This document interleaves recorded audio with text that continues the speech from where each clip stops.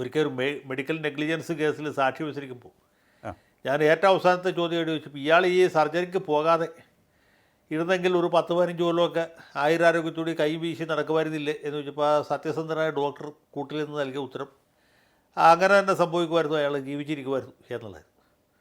അപ്പോൾ ഈ ഡോക്ടറുടെ വക്കീലിന് മനസ്സിലായി സംഗതി ആവുകയാണെന്ന്. പുള്ളി ചാടി കയറി പറഞ്ഞു, ഇല്ല സാക്ഷിക്ക് ചോദ്യം മനസ്സിലായില്ല. ഒരു സാക്ഷി കൂട്ടിൽ എന്ന് പറഞ്ഞാൽ എനിക്ക് ചോദ്യം മനസ്സിലായി, ഈ സർജറി നടത്തിയില്ലായിരുന്നെങ്കിൽ അയാൾ പിന്നെ കുറേ ആൾ കൂടി ജീവിക്കുമായിരുന്നു എന്ന് പറഞ്ഞു. അപ്പോൾ കോടതിയിലുള്ള എല്ലാ ആൾക്കാരും കൂട്ടച്ചിരിയായി. കാരണം എന്താ വെച്ചാൽ സംഭവം മനസ്സിലായില്ലേ. അതുവരെയുള്ള ഉത്തരങ്ങളെ കൊണ്ട് ഈ ചോദ്യത്തിലുള്ള ഉത്തരം വ്യക്തമായിരുന്നു. പക്ഷേ എന്നാൽ പോലും ആ പുള്ളി ആ കാര്യത്തിൽ സത്യസന്ധത പുലർത്തി എന്നുള്ളതാണ്. എറണാകുളത്തുള്ളൊരു പ്രധാനപ്പെട്ട സ്വകാര്യ ആശുപത്രിയിലെ ഡോക്ടറായിരുന്നു. അപ്പോൾ ഇങ്ങനെയൊക്കെയുള്ള അതിക്രമങ്ങൾ എല്ലായിടത്തും നടക്കുന്നുണ്ട്. ഞാനിതിനെ ഈ ആലപ്പുഴയിലുണ്ടായ സംഭവത്തെ ലഘൂകരിച്ച് പറഞ്ഞല്ല. പക്ഷേ ഇതിൽ ഭയപ്പെടുത്തേണ്ടുന്ന കാര്യം എന്ന് വെച്ചാൽ ഇങ്ങനൊരു സംഭവം കണ്ടുപിടിച്ചാൽ അപ്പോൾ തന്നെ അതിന് ശക്തമായ നടപടി എടുക്കല്ലേ ഉണ്ട്. വീഴ്ച വരുത്തിയ ഡോക്ടർമാരുടെ വേണ്ടി നടപടി എടുക്കുക, അതിൻ്റെ സീരിയസ്നെസ് മനസ്സിലാക്കിയിട്ട് ആ രീതിയിൽ പ്രതികരിക്കുക.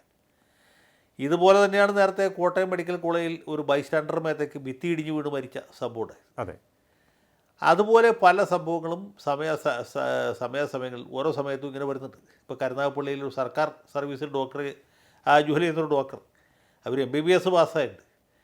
അവർ MS അതായത് ബിരുദാനന്തര പരീക്ഷ രാജസ്ഥാനിലെ ഏതോ യൂണിവേഴ്സിറ്റിയിൽ നിന്ന് റാങ്കോടുകൂടി പാസ്സായി എന്ന് പറഞ്ഞ് പത്രത്തിൽ പടം കൊടുക്കുകയും വ്യാജ സർട്ടിഫിക്കറ്റ് ഹാജരാക്കിയിട്ട് ഈ സ്പെഷ്യാലിറ്റി കേഡറിൻ്റെ സൗകര്യം നേടിയത്. പിന്നീടാണ് മനസ്സിലായത് ഏതോ കുബുദ്ധികൾ ചൂണ്ടിക്കാണിച്ചു കൊടുത്തു ഇവർ യഥാർത്ഥത്തിൽ MS പാസ്സായിട്ടില്ല എന്നുള്ളത്. അപ്പോൾ സർക്കാർ അവരെ സസ്പെൻഡ് ചെയ്ത് കുറച്ച് കഴിഞ്ഞപ്പോൾ തിരിച്ചെടുത്തു. അവരെയൊക്കെ തിരിച്ചെടുക്കുന്നത് ആലോചിച്ച് നോക്കും. തിരിച്ചെടുത്തത് വീണ്ടും മെഡിക്കൽ ഓഫീസറായിട്ടാണ്, സ്പെഷ്യാലിറ്റി കേഡറിൽ നിന്ന് റിവർട്ട് ചെയ്തു എന്നുള്ളതാണ്.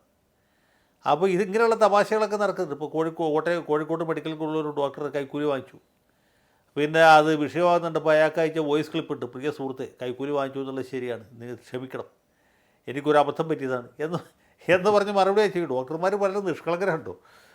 അത് വോയിസ് ക്ലിപ്പ് അയക്കുകയും അത് പിന്നെ സാമൂഹ്യ മാധ്യമങ്ങളിൽ പടർന്നു പിടിക്കുകയും അദ്ദേഹത്തെ സസ്പെൻഡ് ചെയ്യുകയും ചെയ്ത സംഭവം. അപ്പോൾ ഇങ്ങനെ പല കാര്യങ്ങളിലും സസ്പെൻഷൻ ഉണ്ടാകുന്നുണ്ടെങ്കിലും പിന്നെ തുടർ നടപടികൾ ഉണ്ടാകുന്നില്ല.